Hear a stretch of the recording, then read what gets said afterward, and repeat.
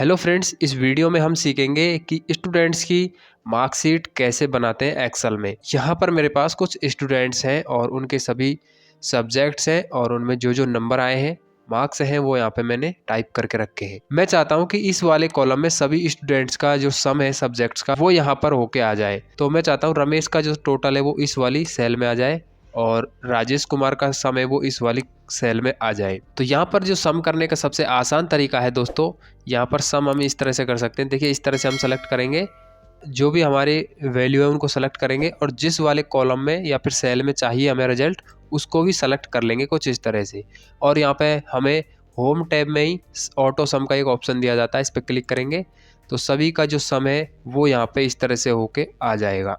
दूसरा तरीका ये है कि हमको यहाँ पर इसको इस तरह से सेलेक्ट कर लेना है और यहाँ पे ऑटो सम पे क्लिक करेंगे तो भी यहाँ पे इसका सम आ जाएगा। बाद में सभी का चाहिए तो हम यहाँ पे डबल क्लिक कर देंगे, इस सेल के कॉर्नर पे डबल क्लिक कर देंगे या फिर हमें इस तरह से ड्रैग एंड ड्रॉप कर देना है तो भी सम आ जाएगा। तो आपको जैसा चाहिए वैसा आप कर सकते हो। इसके बाद हम निकालेंगे इसकी परसेंटेज। तो परसेंटेज निकालने के लिए हमें एक फॉर्मूला लगाना है परसेंटेज निकालने का। तो परसेंटेज का फॉर्मूला होता है प्राप्तांक बटे पूर्णांक गुणा 100। तो यहाँ पे हमें क्या करना है, प्राप्तांक क्या है 285, तो हम इक्वल साइन लगाएंगे और यहाँ पे इसको सेलेक्ट कर लेंगे 285 को। तो यहाँ पर इसकी जो रेंज है G2 यानी G वाले कॉलम में और 2 वाली रो में, तो G2 इसकी रेंज यहाँ पे आ गई।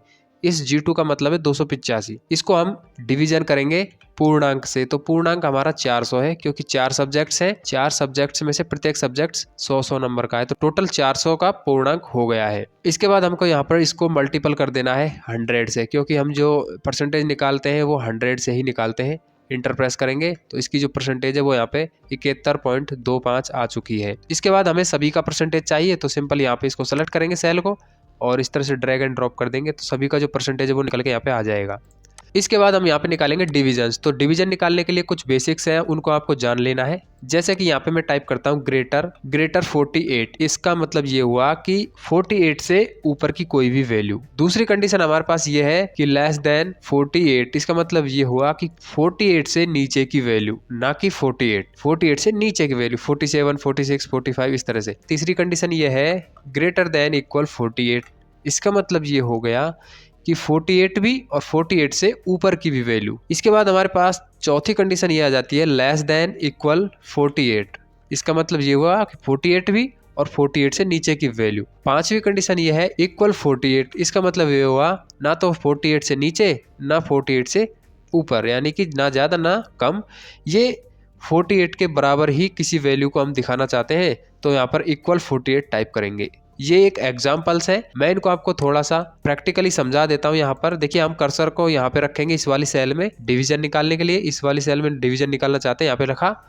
इसके बाद हम यहाँ पे इक्वल साइन लगाएंगे सबसे पहले। इसके बाद इफ फंक्शन का यहाँ पे यूज करेंगे हम। तो यहाँ पे मैं टैब प्रेस कर देता हूँ, इफ नीचे सजेस्ट कर गया या फिर हमें यहाँ पे डबल क्लिक कर देना है तो मैं टैब प्रेस कर देता हूँ। ब्रैकेट स्टार्ट हो चुका है। तो फर्स्ट हमारा जो लॉजिकल टेस्ट क्या है कि यदि 71.25 ग्रेटर होता है या फिर बराबर होता है 60 के, तो यहाँ पे हमारा रिजल्ट क्या आना चाहिए, कॉमा लगाएंगे और इन्वर्टेड कॉमा बंद करेंगे।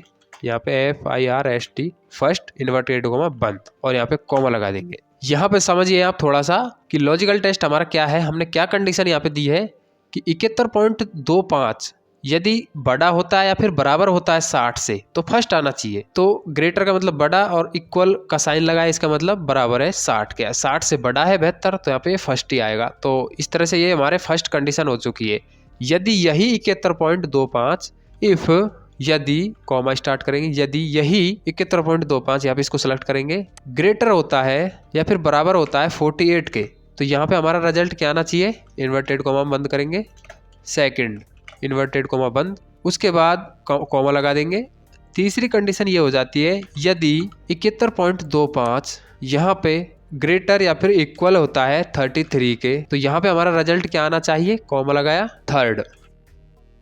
थर्ड इन्वर्टेड कॉमा बंद, उसके बाद कॉमा लगा देंगे। अब फोर्थ कंडीशन हमारे पास क्या है, यदि यही 71.25 लेस देन 33 यानी कि 33 से नीचे आता है, यानी 32, 31, 30, तो यहाँ पे हमारा जो रिजल्ट क्या आना चाहिए, फेल्ड।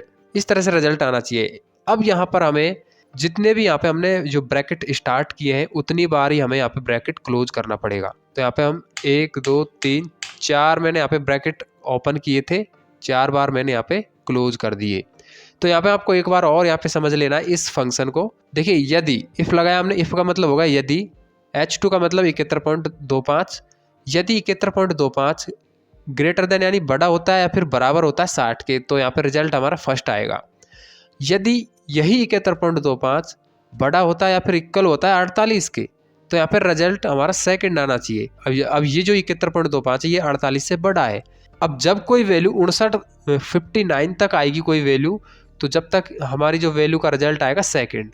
उसके बाद हमने जो कंडीशन अप्लाई की थी 60 की, तो वो यहाँ पे की थी। यदि कोई वैल्यू 60 या 60 से ऊपर की हो जाएगी तो वो हो जाएगी फर्स्ट। उसी तरह से 33 या 33 से ज़्यादा बड़ी कोई वैल्यू है तो वो यहाँ पर थर्ड कंडीशन में आएगी, उसका रिजल्ट यहाँ पे थर्ड आएगा। और यदि कोई वैल्यू 33 से नीचे है तो उसमें हम फेल यहाँ पे शो करा देगा। तो उसमें ये जो फंक्शन है ये हमें फेल शो करा देगा। तो इंटर प्रेस कर देंगे, यहाँ पर रिजल्ट हमारा आ चुका है फर्स्ट। सभी का देखना है तो इस तरह ड्रैग एंड ड्रॉप कर देंगे, सभी का रिजल्ट यहाँ पे आ चुका है। अब यहाँ पर आप सोच रहे होंगे कि इतना माथा फोड़ी करने की जरूरत क्या थी, सीधा सीधा हम यहाँ पर इस तरह से भी निकाल सकते थे, फर्स्ट एंड सेकंड उस तरह से देख दाख के वैसे लिख देते हैं इनको तो।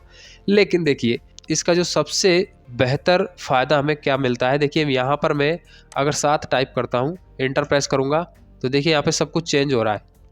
अगर यहाँ पे मैं 2 टाइप करता हूँ तो देखिए ये फेल्ड आ गया, फेल्ड की लिस्ट में आ गया ये। यहाँ पर मैं अगर 80 टाइप करूँगा तो यहाँ पर देखिए ये थर्ड आ चुका है। उसी तरह से अगर इसमें मैं कोई चेंजेस करता हूँ तो यहाँ पर ये ऑटोमेटिक चेंजेस इसे बता देता है। तो ये सबसे बड़ा हमें फ़ायदा मिलता है इस तरह से फॉर्मूला लगाने का। तो दोस्तों आई होप आपको ये समझ में आ गया होगा कि किस तरह से हम स्टूडेंट्स का सम करते हैं मार्क्स का, और उसमें परसेंटेज कैसे निकालते हैं, साथ ही साथ डिवीज़न कैसे निकालते हैं। तो आई होप ये वीडियो आपको पसंद आया होगा, इस वीडियो से आपको कोई हेल्प मिली होगी ज़रूर। अगर ये वीडियो आपको पसंद आया तो वीडियो को लाइक करें और इस चैनल को ज़रूर सब्सक्राइब करें, ताकि आपको ऐसे ही हम और भी हेल्पफुल कंटेंट इस चैनल पर लाते रहें। तो हम मिलते हैं आपको किसी नेक्स्ट वीडियो में, तब तक के लिए जय हिंद, वंदे मातरम।